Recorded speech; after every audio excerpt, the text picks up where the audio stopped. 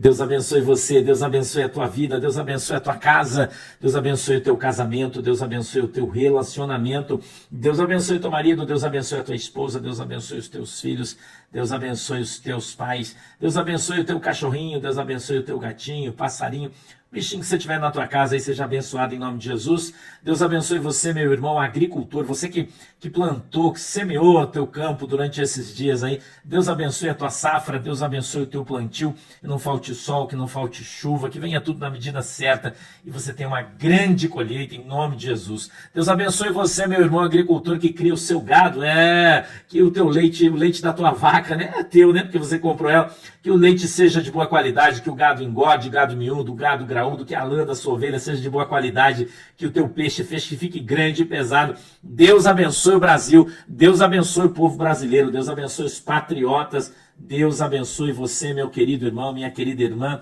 Deus abençoe meu querido presidente Jair Messias Bolsonaro.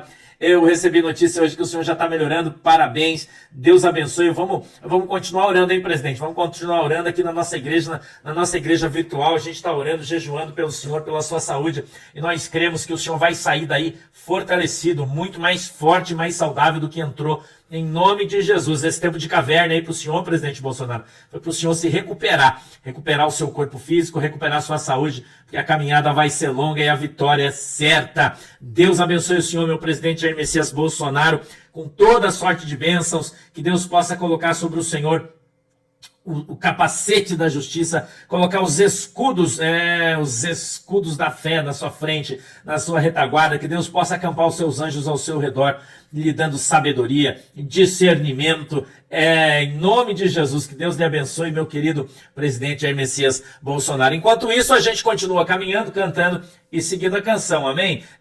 Irmão, onde tiver um brasileiro, a resistência, aonde tiver um brasileiro, a perseverança, aonde tem um brasileiro patriota, há sim esperança de um Brasil melhor, de um Brasil livre e de um Brasil cheio de alegria e paz no coração do seu povo. Vamos para frente, meu querido irmão, minha querida irmã, Deus abençoe, mil carrinhos, Deus abençoe você, obrigado. Vamos para frente aí, meu irmãozinho, vamos embora. A gente tem muita notícia, eu quero trazer para você. Venha comigo e vamos embora aí. Barroso é o autor, ele se inspirou em alguns tribunais por aí, numas maluquices, né, de converter o Supremo, né, não em um departamento técnico do judiciário, mas em tribunal político, o Supremo Tribunal Político. Ora, o Supremo Tribunal Político se chama Congresso Nacional, né, a menos que seja a Constituição de outro país, como o Marcílio lembrou hoje. Eu queria registrar que o Barroso deixa... ele continua com esse salário, né, e perde a vaga permanente na Fabitur e os demais penduricalhos, né, que somados dão muito mais. 67 anos, Luiz Roberto Barroso deixará o cargo no STF com salário integral de R$ 46 mil, o mesmo valor pago aos ministros ativos. De acordo com o portal da Transparência, outros ex-integrantes como Marco Aurélio Melo, Rosa Weber e Joaquim Barbosa recebem o mesmo salário bruto. Barroso, que presidiu o Supremo e o Conselho Nacional de Justiça nos últimos 2 anos, perderá apenas o abono de permanência no valor de R$ 7.600 mensais. Com a saída, caberá ao presidente Lula indicar o substituto para a vaga na corte. O líder do governo no Senado, Randolfo Rodrigues, disse que a escolha será uma decisão breve e mencionou os nomes do senador Rodrigo Pacheco e do advogado-geral da União, Jorge Messias, como cotados para a vaga. Caso seja reeleito em 2026, Lula poderá indicar até 6 ministros ao Supremo Tribunal Federal durante seus 2 mandatos. Em entrevista exclusiva, o deputado Nicolas Ferreira afirmou que os integrantes da Suprema Corte fazem mais política do que zelar pela Constituição. Olá a todos do canal Web Mídia, sejam todos bem-vindos. Pessoal, eu gostaria que vocês analisassem comigo esse vídeo, tá? Eu achei interessante, muito forte o que você vai ver. Preste atenção, porque você vai ficar impactado no que você vai ouvir. Tá? Então vamos lá, vamos acompanhar. Depois aí comente bastante, o seu comentário é importante, tá? Vamos lá, comente aí porque você vai ficar impactado no que você vai ouvir. As nossas cartas, elas são de ficção e não traduzem a realidade de pessoas, entidades ou fatos. Não tem nada a ver com a vida real, isso aqui é só ficção, irmão. Vambora! Macaco Branco! Se depender do Rubi para negociar as tarifas e os castigos que já foram aplicados para autoridades de Nárnia do Sul, podem colocar as barbas de molho, pois eles não voltarão atrás. Pois o Partido dos Ratos é o próximo a ser derrubado pelos narnianos do Norte. Macaco Negro tinha erroneamente esperanças de que o Reinado do Sul conseguiria convencer os narnianos do Norte de sustar o Magneto, mas não colou. Ao contrário, piorou toda a situação, pois o Loirão colocou um interlocutor mais ideológico, o Rubi, que quer derrubar todos os seus oponentes. Para o poder arvístico, a frustração de ontem é o retrato do caminho que os narnianos do Norte irão seguir. Nárnia do Sul, através do Gambá, não teve coragem de um cara a cara, mas fez chacota e um discurso de reciprocidade contra os narnianos do Norte. Tudo para animar a sua classe. Mas o que ele achava? Que o Loirão e o Rubi iriam esquecer? E quanto ao Sapo, com suas manobras rasteiras contra o Magneto? Achava mesmo que os narnianos do Norte não estariam monitorando tudo? Os castigos aplicados e os que virão para os altos galhos são uma retaliação por esses ataques contra os narnianos do Norte. E principalmente pela injustiça causada ao Pelicano. Hoje, um cursando. Nárnia do Norte tomará providências que, representado nas palavras do próprio Rubi, disse: Macaco Negro está contaminando a todos em sua volta. Scarface, Gambá fracassou. Os narnianos do Norte não vão remover totalmente os castigos impostos à Nárnia do Sul, que também não vai conseguir livrar o Macaco Negro do Magneto, nem de novas punições. Os altos galhos se frustram com o Gambá, que tinha prometido uma trégua que não virá, pois Rubi ficará à frente das negociações, que não permitirá que autoridades de Nárnia do Sul, que foram magnetizadas, fiquem livres. Tal fracasso caiu como um balde de água fria na economia de Nárnia do Sul, cujos empresários já se preparam para uma debandada para a terra da bugiganga, que oferece baixos impostos de uma economia que vem crescendo de forma impressionante. Para a economia, a bucha tem data, o dia seguinte, pois Nárnia do Sul é um risco econômico para os narnianos de fora. As supertaxas continuam e Rubi não fará nada sem impor condições, pois se não libertarem Pelicano, Nárnia do Sul vai beirar o fracasso econômico, pois Rubi quer a cabeça do Macaco Negro que, frustrado, vai para o tudo ou nada, já sabendo que o seu dia chegará. Sombra do Scarface. Biro Mangueira está sendo desmascarado, que não quer o príncipe da terra da pizza no páreo, mesmo que todos saibam que Gigi iria apoiá-lo, caso o Pelicano passasse o cajado. Mas agora eles estão vacinados contra o Biro Mangueira e vão atropelar tal articulação contra o Pelicano, expondo o plano que Biro Mangueira anda ao derredor dos gravatas, como mosca de padaria que tentam se escorar em um nome. Para articuladores de Pelicano, Biro Mangueira foi quem deu a cabeça do ex-rei para o Macaco Negro, e muitos vão até propor uma careação com o Biro Mangueira, colocando tudo na mesa, e quem ele procurou? O Macaco Negro. Para Rodomar, Biro Mangueira quer um assunto que repercuta para abafar as graves acusações contra ele, que é apontado como um membro dos ratos, que teriam operado em conjunto. Parte da pequena casa não se surpreendeu com tal escândalo, pois Cadeado deu a letra de tudo e expôs quem está por trás do Biro Mangueira, entre outros de seu clã, que já perceberam também. Para muitos, Biro Mangueira pode estar se antecipando de uma nova tragédia, uma outra revelação, o escândalo do balde dos velhinhos. Secretária. O Itamaraty. No Itamaraty o assunto é um só. O fracasso do Gambá com o Reinado do Norte.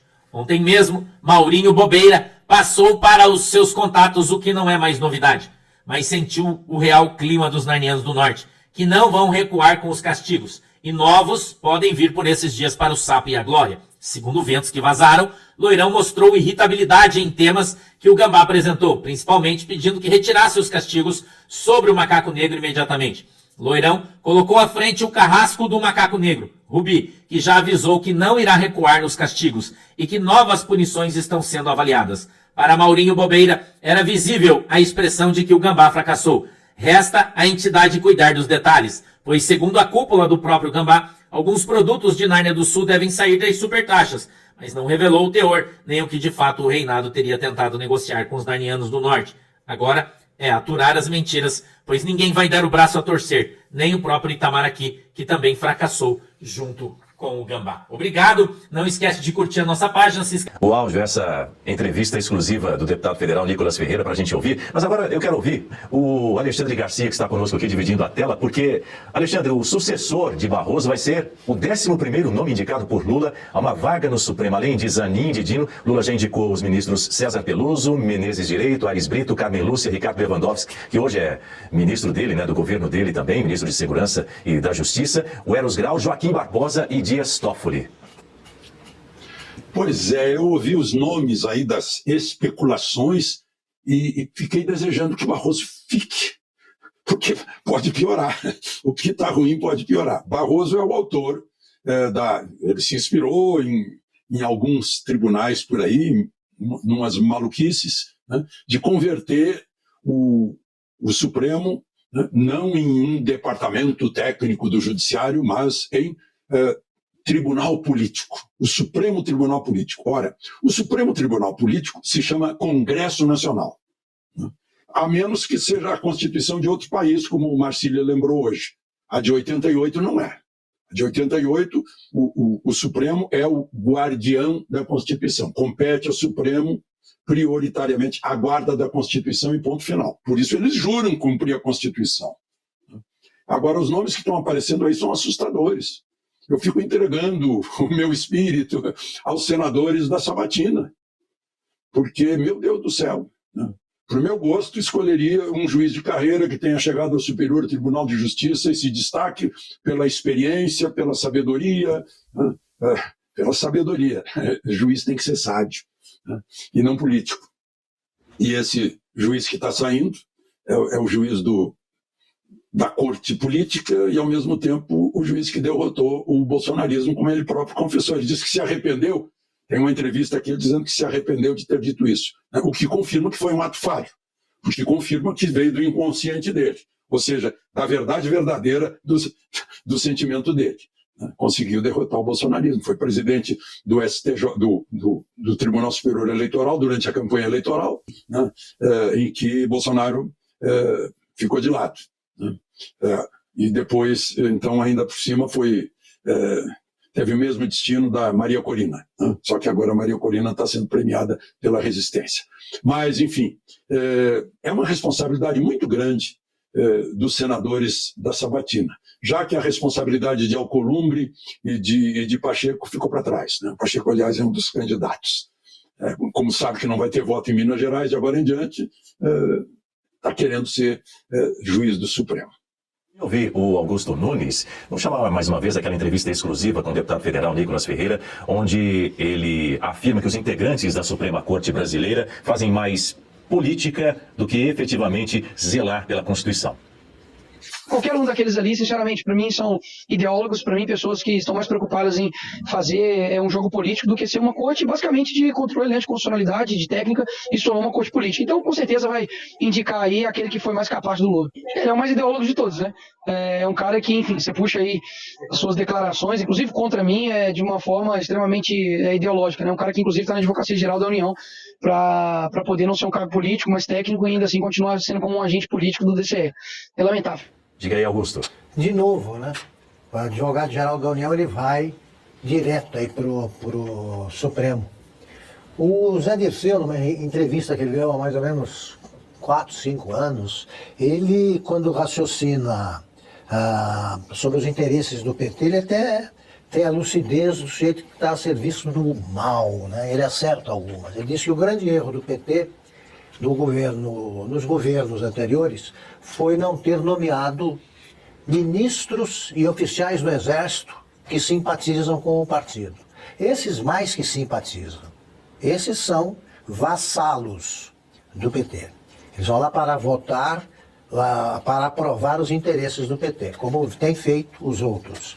Eles têm a idade deles, eles são relativamente jovens, vão ficar muitos anos, mais de 20 anos no Supremo, o que o Lula acha que vai viver até os 140, 150 e vai ter esses ministros. Eles são políticos.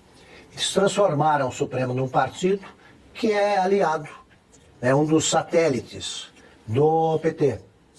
E aí eu lembro sempre o exemplo do grande Sobral Pinto, né, o avô do Guilherme Fiuza, quando convidado pelo Juscelino Kubitschek para ser ministro do Supremo, ele que tinha apoiado a razão, porque o Juscelino ganhou a eleição e o Carlos Lacerda entrou com o argumento, inventou o argumento de que precisaria ser maioria absoluta.